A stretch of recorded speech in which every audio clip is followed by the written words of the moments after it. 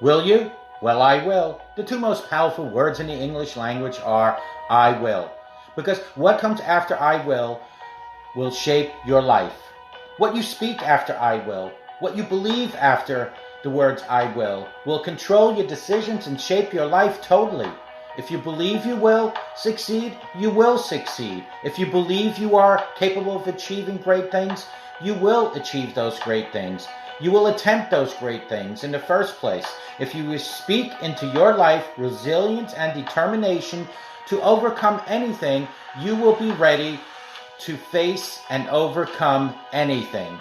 Friends, let the power of I will shape your life in the most powerful way. What you speak after I will is important. What you believe after the words I will control your decisions and shape your life. Friends, if you believe you are strong, if you believe you are capable of achieving great things, you will attempt those great things in life. I will love. I will be strong. I will be successful. I will be an achiever. I will be abundant. I will be rich. I will be determined. I will be focused. I will be disciplined. I will be healthy. I will be wealthy. I will be beautiful. I will be wise. I will be capable of anything. I will be someone who makes things happen. I will be filled with faith. I will be blessed. I will be grateful to God. I will believe in God. I will thank God for making me a miracle. I will be connected. I will be with God 24/7. I will be more than my body. I will be empathetic towards others. I will be ready for others. I will be focused with others. I will be excited. I will be a fighter. I will be more than enough. I will be a winner. And friends, I will be a champion.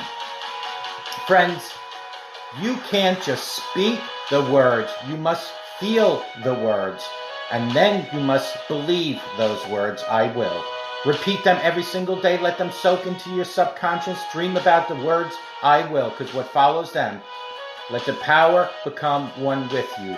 Are you ready to be great? I will. Replace I want with I will. What comes after I will is the most important thing you could say. Instead of saying I want to be rich, just say I will be rich. Say it, feel it until you believe it. I will love. I will be strong. I will be successful. I will be abundant. I will be rich. I will be determined. I will be focused. I will be disciplined. I will be capable of anything. I will be strong. I will be a strong person. I will be limitless. Thoughts are powerful, my friends. Thoughts lead to actions, my friends. Actions over time become habits, and habits lead to long-lasting results. If you speak negativity into your life, negativity will show up in your life. I will be me, and I want you to be you. Now stay tuned and join for today's message. Take care. Good morning. My name is Ralf Friedrichs. I am an author, an addiction recovery coach, a life coach, and the host of this show, the Take Your Life Back Today radio show. You can also see a video version of this if you go to channel Take Your Life Back Today show on YouTube. It continues the short inspirational stories that I've been doing all week long, and they are powerful some sort. The great thing about them is that they are so easy to digest, and there always has a more at the end of the story. Whether they are true stories or not is a whole other thing, as many of them are legends supposedly happened hundreds of years ago. However, the stories that I'm talking about are so powerful and inspirational that many of them really do get you thinking and leave you speechless at times. Little boys meeting with God. Friends, there once was a little boy who wanted to meet God. He knew it was a long trip to where God lived, so he packed his suitcase with Twinkies and a 6-pack of root beer and started his journey. When he had gone about 3 blocks, he met an old woman. She was just sitting there in the park, just staring at some pigeons. The boy sat down next to her and opened his suitcase. He was about to take a drink from his root beer when he noticed that the old lady looked very hungry. So he offered her a Twinkie. She gratefully accepted it and smiled at him. Her smile was so pretty that the boy wanted to see it again. So he offered her a root beer as well. Once again, she smiled at him. The boy was delighted. They sat there all afternoon, eating and smiling, but they never said a word. As it grew dark, the boy realized how tired he was, and he got up to leave, but before he had gone more than a few steps, he turned around, ran back to the older lady, and gave her a hug. She gave him her biggest smile ever. When the boy opened the door to his own house a short time later, his mother was surprised by the look of joy in his face. She asked him, "What did you do today that made you so happy?" He replied, "I had lunch with God." But before his mother could respond, he added, "You know what? She's got the most beautiful smile I've ever seen." Meanwhile, the old woman, also radiant with joy, returned to her home. Her son was stunned by the look of peace on her face. He asked, "Mother, what did you do today that made you so happy?" She replied, "I ate Twinkies in the park with God." But before her son responded, she added, "You know, he's much younger than I expected." Isn't that amazing, that story? The moral of the story is God is everywhere. We just need to share our happiness and make others smile to feel Him. That's all you need to do.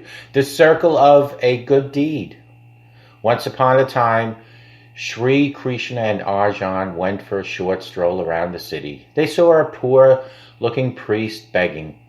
Arjan felt pity at him, and he gave him a bag of 100 gold coins.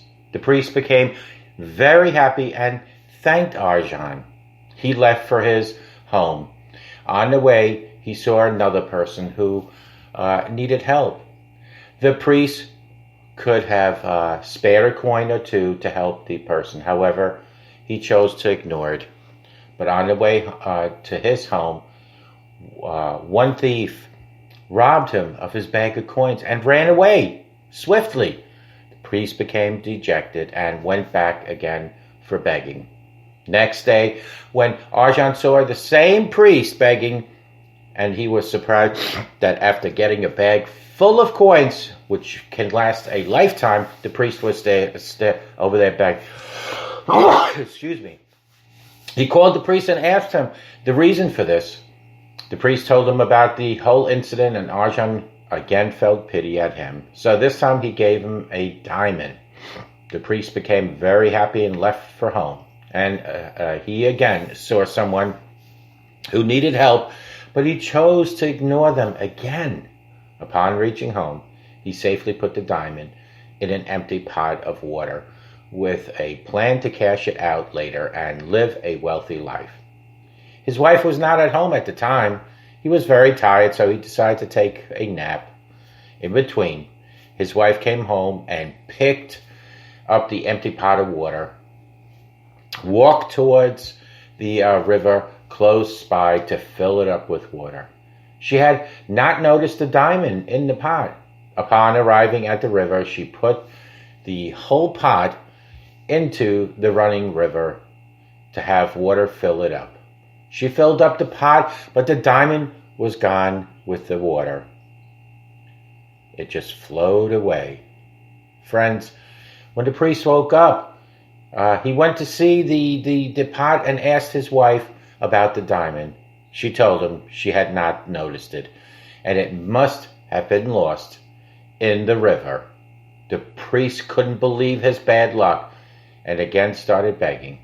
Again, Arjan and Sri Krishna saw him begging, and Arjan inquired about it again. Arjan felt bad and started thinking if the priest will ever have a happy life. Sri Krishna, who is an incarnation of God, smiled. Sri Krishna gave the priest 1 coin, which was not even enough for buying a lunch or dinner for one person. Arjan asked Sri Krishna, Lord, I gave him gold coins and diamonds, which could have given him a wealthy life, yet it didn't help him. How will just 1 coin help this poor guy? Sri Krishna smiled and told Arjan to follow the priest and find out.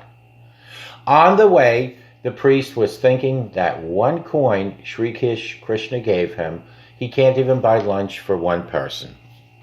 Why would he give so little?